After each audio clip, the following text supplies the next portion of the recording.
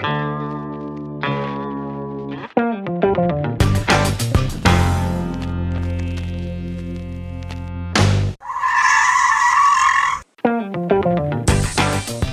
everybody, welcome to episode 12 of the Stop and Give Me 20 podcast, 20 minutes with some of the world's top fitness pros. I'm your host, Anthony Rana. You can check out the show notes at stop20podcast.com. That's stop20podcast.com.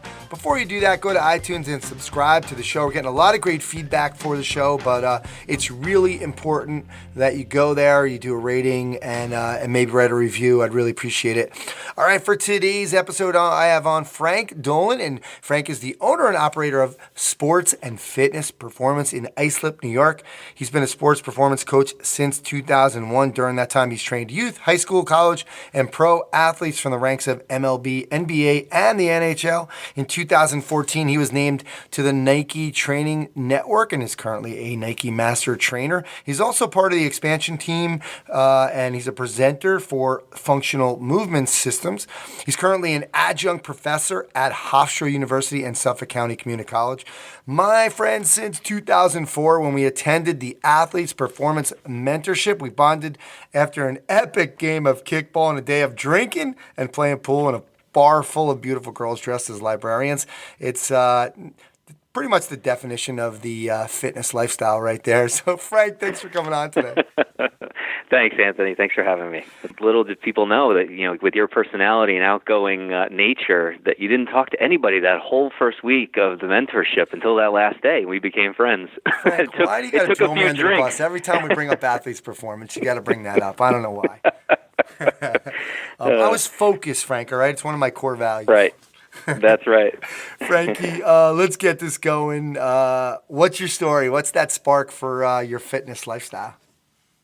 Sure. I think it started early on. I had some knee injuries when I was a kid, and I can't really remember the exact age when it started, but I was in and out of physical therapy constantly. So I was always around the industry. My father also ran health clubs, so he ran a couple of large, maybe like, I think at the time, like they were pretty big for the time, so 20 to 25,000 square feet health clubs. And they did have physical therapy offices within those clubs. So I remember, going to the club, seeing my father there, and then going in for PT.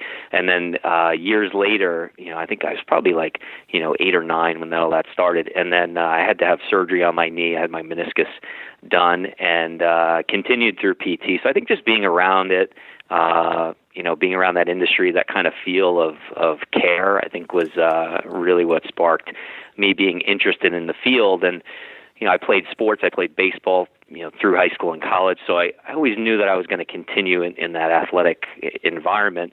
And I think just having that background of PT really led to bridging that gap once my baseball career was over. It's interesting because, it took the PT to do that. Your dad's had the big gyms since the 70s. I love some of the stories he's told us about some of the having the big gyms out on Long Island with racquetball and all Sure. that stuff. So you weren't, as a little kid, just kind of sitting there, in awe just of, holy cow, this is going to be my gym one day. Yeah, it's funny. I always thought I'd be involved in the industry and be in it somehow. Probably more on the management side. I really didn't think I'd ever become a trainer. And that's one of the funny things. I had gone to when I had finished my baseball career, and my father had sold those big health clubs at the time, in around probably 98 and 99 maybe, and to a large health club chain, and he was kind of retired for 3 years. And then when I finished college and my playing career, we opened a health club on Long Island, about 18,000 square feet, and we were kind of a little bit of everything to everyone. We had PT, we had personal training, we had general population in there. We wanted to do stuff with kids and athletes, but kind of didn't have the guts to go all in on just the kids and athletes, because this is like 2001, so you didn't really have a lot of these studios and sports performance facilities. You had some of them, but not as much as now. So we did the big club. My father kind of knew how that would operate, and we were in business for probably a couple of years, and I had taken a trainer kind of as a goof to a one-day seminar in Lawrenceville, New Jersey. I took a trainer there. I figured we can go for the one-day thing, and saw Juan Carlos Santana do a talk, and Mike Boyle did a talk, and I think Diane Vives was there as well, and we had I remember driving home from that event just thinking, like, that's what I want to do. I want to become a trainer. I want to teach, and I want to coach.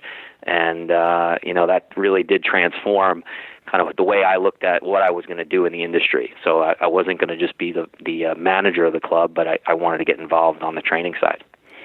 Love it. Mike Boyle, back then, whatever happened to that guy? Jeez. Frank, who was that person growing up? Who's that superhero? Who's that person that really influenced you to become the person you are? Growing up, I had a wrestling coach. In addition to playing baseball, I also wrestled. I wasn't very good at wrestling, but it was one of those things I probably in ninth grade, I think I hated it and wanted to quit, but I would never quit it, probably because of this coach, Tony Molino, who has since retired, but he was at the high school I went to in West Islip, New York, and he was a guy who just constantly preached doing the right thing. He was a teacher in the school. He was a mentor to every athlete that went through. I mean, people have still quote his. He's got all these funny little quotes that relate to wrestling that people will consistently talk about through town. And he was just a really influential character. And I think the main thing was that I took from him was just making the right decisions and trying to do the right thing and be the best person you can be. Love it. Was he a guy, did you realize it at the time? I think a lot of times, and I've said this before on some of the other episodes, is, a lot of people, we get a little bit older and we look back, it's easier to tell. In the moment, were you feeling like, I love this guy. He's the man. He really, I'm going to listen to everything he says. Was he, at the moment, was he that guy? Yeah, I think so. I think there definitely was something different about him. I think he was a likable guy. He was a little, to be honest, now thinking back, he was a little bit scary, to be honest. It was like a guy who was, a little bit of a legend, and then to be in the wrestling room with him and, having him work with you, and having some moments that were maybe not comfortable moments. So you can think in the moment you probably hated him at times, but overall, as a whole, I think there was obviously very good feelings towards him, and looking back, it's completely obvious, but yeah, I think it was probably something special, but not completely obvious that was the case. Nice. Who's doing it for you now? Who's your superhero? Who are you looking up to that's doing some great things out there? Yeah, I think there's a few. I mean, there's definitely. I mean, you had Alan Cosgrove on here, a few episodes ago. But in my mind, I have to say this. I think she's a really good friend of ours. But Geraldine Cooper-Smith, I think, is just over the years of dealing with her and in the environments that she's worked in.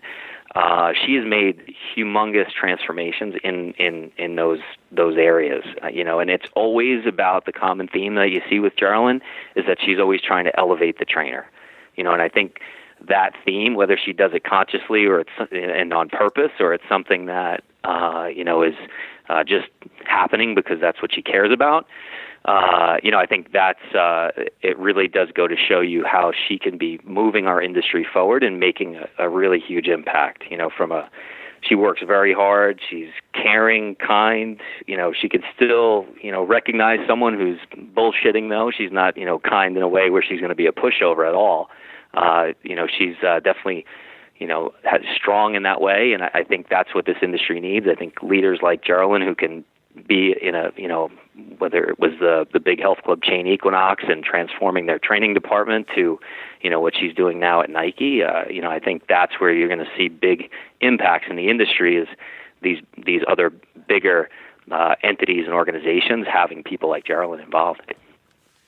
Absolutely. Obviously, I can attest to that firsthand. And she's done some amazing, amazing things, and she continues to do it and grow the industry. Love it. Yep. Frank, who are you trying to be a superhero to? Who are you trying to help with? I mean, you're doing now. You're teaching in the college level. You got your staff.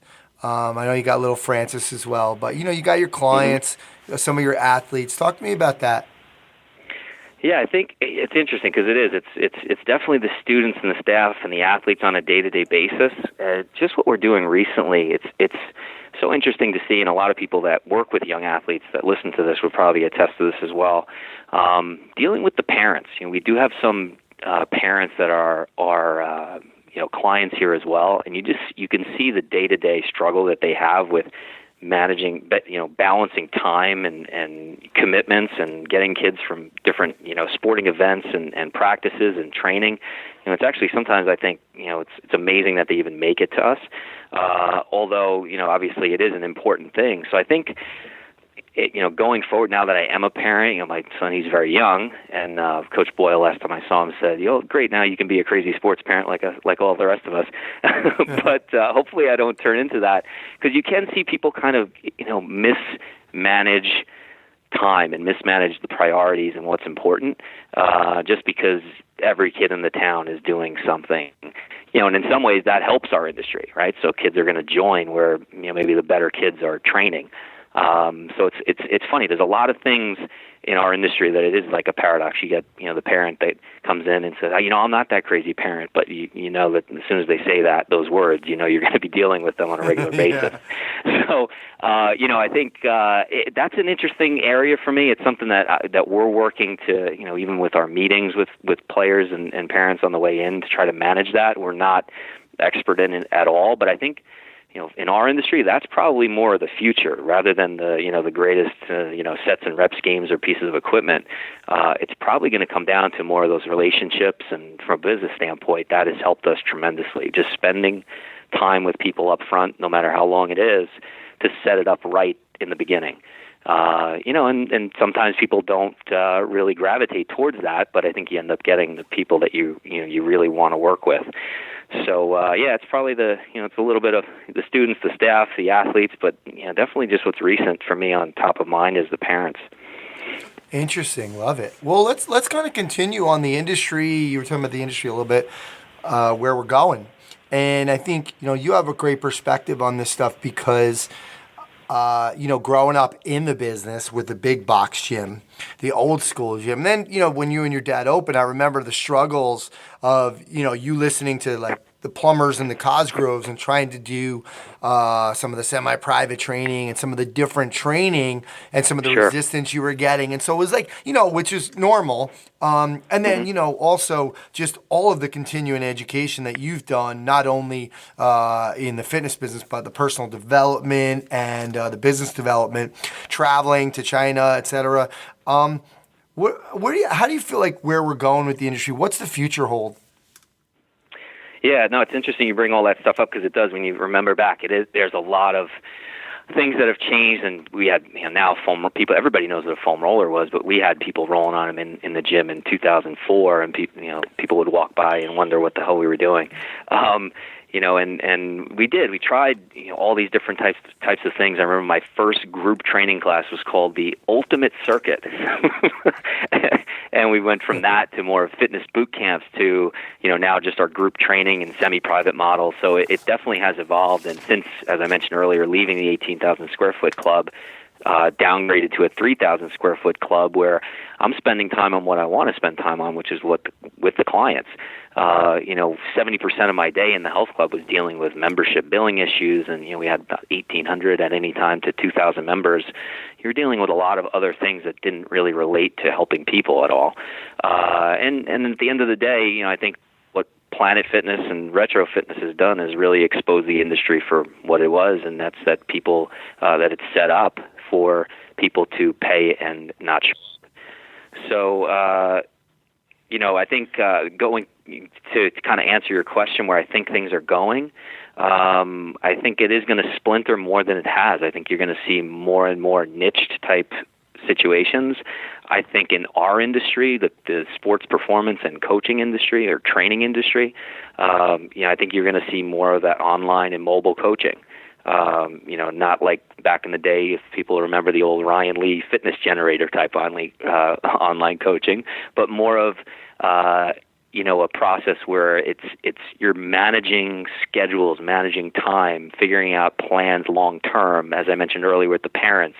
kind of being, I don't want to say a mentor because that kind of has a feeling that you're, above that other person, but more of like a collaborative type situation where you can really coach people through everything that can help them with their performance. Because at the end of the day, we're seeing, we could design the greatest programs. And I think as a young coach, I did a lot more of that, where we're really trying to dive into the deep science and get the best things in that program, the best periodization that's out there, the best, speed training drills and everything. But if they're not showing up and they're not getting here on a consistent basis, what's the point? So I think we need to emphasize more of that, kind of long-term approach, which is what we talk about with a lot of our, youth athlete programs. We got to talk about that with these parents and high school athletes and college athletes who have so many things pulling at their attention these days. So I think, if we jump into where people's attention is, which is in their mobile device and on the computer and in their neighborhoods and communities, and build a community in these smaller gyms and maybe possibly even bigger gyms, but really work to build connections. I think that's where the industry needs to be focused. And I think we're already there in some ways, but I think it's going to continue to move towards that. Yeah, I think things can move slowly a lot of times, people to adapt things. And, like you said, the online stuff, I mean, it's very much a can't beat them, join them. And we have to kind of figure out how we can do all these things and still have them in our gyms, et cetera, et cetera. So good stuff. All right, Frankie, now it's time for the Stop and Give Me 5, segment 5, rapid fire questions and answers. Number one. I asked this to Coach Boyle too. You're on a desert island, and Perform Better is having a desert island one day learn by doing seminar. They can only send one presenter. Who's that presenter going to be for you? That'll be Gray Cook, who you've said in the past, he's our Lord. Gray, you can hear him talk, once an hour and still get something different from the next talk. Absolutely. So I feel like Gray would be a good choice for me. All right. Frank, what's been your best fitness experience, really, I guess, as a, not just a participant, but possibly a teacher, either one? I would say 2015, Geraldine and Nike had sent me over to Shanghai to teach for them at a workshop called the Super Workshop, which I guess with the translation sounds a lot cooler in Chinese. But yeah, it was an amazing event. I was there for 5 days and just tremendous people and environment. Just a real awesome event. Cool. Frankie, that same desert island, I know you're into music, so you can only bring one CD to play. What's it going to be? That's easy. It's Pearl Jam 10. Wow. My first CD, actually, which is the first one I owned. Nice. 25 years ago. Yeah. The next one I owned was CNC Music Factory, but that's a little-known fact. It doesn't sound like they're not similar either. That didn't last. Frank, what was the last live music concert you went to? Last month I saw the Revivalists at the PlayStation Theater in New York. That's right. They are so good. Awesome. Yeah, they're awesome. It was a great show. Frank, coolest baseball experience. I know you've trained a lot of baseball players, so it could be either as a pro player or college player or a trainer. Coolest baseball experience. Sure. I would say two. I played over in Italy after college, so I was able to have that experience, which was tremendous. I played there for one season in Marina di Ravenna, if anybody knows the east coast of Italy, about 2 hours south of Venice. And then, from a professional experience, I felt, I think probably either spring training 2008. I got the strength coach at the time as a friend of mine. He had invited me to help out with some FMS and some screening. So we had done that, and then got a chance I think that same year we did some filming at the old Yankee Stadium. So just spent the day there and did a workout there, ran on the field for, some of our conditioning, and then spent the day filming videos, for the players for their off-season training program. So that was probably high point from a baseball standpoint, even though I did grow up a Mets fan. Nice. All right. Frankie, we're going to wrap it up. What's the project that are you working on anything that's getting you kind of excited right now? I think right now, a couple of our coaches are certified in precision nutrition, and we've really, we're from a business standpoint, I can't say enough about the way that's transformed our revenue base, and just how that program has kind of transferred into the meetings with people, and maybe it's not even nutrition, maybe it is time management or whatever the weak link is, just spending time with people that working with our clients has expanded the business, but then also just our impact. So that's what I'm pretty excited about right now. Awesome. Last minute, let's talk about little Frankie there. You're giving him some advice, kind of some stuff that maybe you did, that you want to tell him, do it this way. What is it? Oh man, I don't know. I'm gonna want to let him do what he wants to do. It's so early. I don't want to mess him up. So I think with that, I guess as he gets older, going through things. I think relaxing, and not taking things so. You have to take certain things seriously, but I think there was a lot of points in my career, even to this day, recently. I have to sometimes slow things up. You just end up going real hard all the time, and wake up early. And you have 6 a.m. group training, and then you realize next thing you know you're training still 8 o'clock at night the same week, and you can easily fall into that kind of cycle. Where you're doing work continually, but maybe not working on what's important, and then making sure that you can get home and be with your family and do the things that are important. So it's kind of my long way of saying, slowing things down a little bit, taking care of yourself. When I worked in the health club, we had, there were days I was working, like that, doing kids' birthday parties on the weekends. We had a big back room that we used to rent out, and falling asleep on the floor. I ended up a couple of years later, I think it was 2013. I ended up having thyroid cancer, and I don't think that it's because I was working too hard, but I think that didn't help. So you end up getting sick, really, not doing the best thing for yourself, for your family, and for your business. So, I think those are the times where you are sprinting. It can work, but long term, it's not going to play out very well. All right, love it. Well, I can say firsthand, Frank, I know personally you're doing some great stuff with your clients and your business, and your staff. I love the way you develop your staff, and we've been friends for 12 years now, and you've been a great sounding board for me, and really kind of our weekly or bi-weekly conversations. So keep up the good work, and I really appreciate you coming on. Sure. Thanks, Anthony. This was great. All right, well, that's going to do it for episode 12 of the Stop and Give Me 20 podcast. Thanks again to Frank Dolan. Make sure to check out all the links to all his stuff at stop20podcast.com. Don't forget to subscribe to the show, leave us a review and a rating. It's really going to help us out being a new show. I'll be back after Christmas, so we just have a couple of day break here. My name's Anthony Renna. Thanks so much for stopping by.